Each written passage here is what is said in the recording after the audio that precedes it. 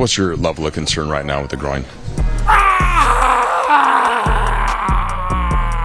Obviously, we're going day to day, look at it each day, see if it gets better, and then, take the proper measurements and see what we need to do going forward.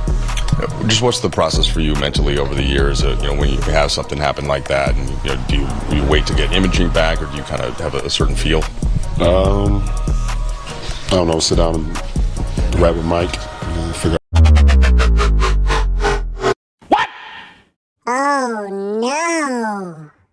We can compete first anyway in this league, so we'll be fine. We got to continue to build our habits. Though we're not where they are. It's a defending champion. And they've been playing basketball together for a long time, and they got a great chemistry and know what they want to do.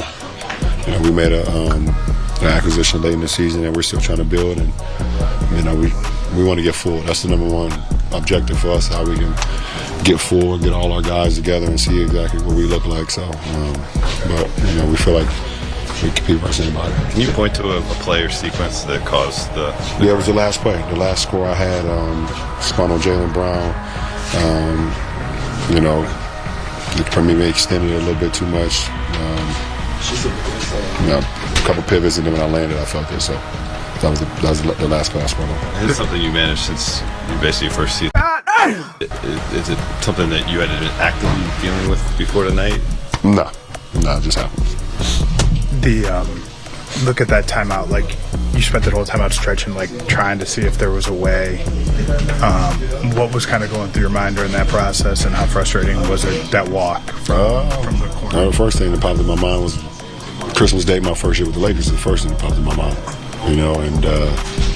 I've been there before, and I know what type of injury you're dealing with. Second thing I thought about was 80. It's crazy, but I thought about 80. And then I'm over there just trying to see how much mobility, and see if I can possibly give it a go. And then I came back here and did a couple of stretches and a couple of things that ultimately knew that I was probably going to be done for the rest of the night. So. Game over. You said to Mike that, it's going to be hopefully something. Leave me alone. Say today that Christmas Day injury was a serious situation. Are you confident this isn't as bad as that? No, it's not as bad as that. It's not as bad as that. LeBron, obviously you do a lot, so even if it's the short term, the next couple of games, like what are the things that you think the team has to try to account for to keep winning games when you're out? Oh, it doesn't matter who's in the lineup. We have to play our game. We've had guys in and out of the lineup for the majority of the year, and then we've had guys in and out of the lineup over the last 6 weeks, and we've been playing great ball, so nothing changes. Nice. The back here, stretching. Are you watching the game? Yeah, I watched it. And what was it like, kind of seeing the team get to 4? How frustrating was it? Very frustrating. Yeah.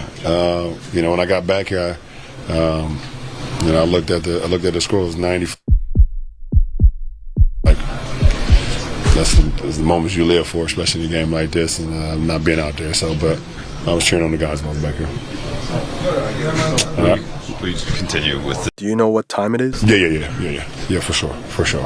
Hopefully, we'll see what happens the next few days, and then go from there. Thanks, LJ. Thanks.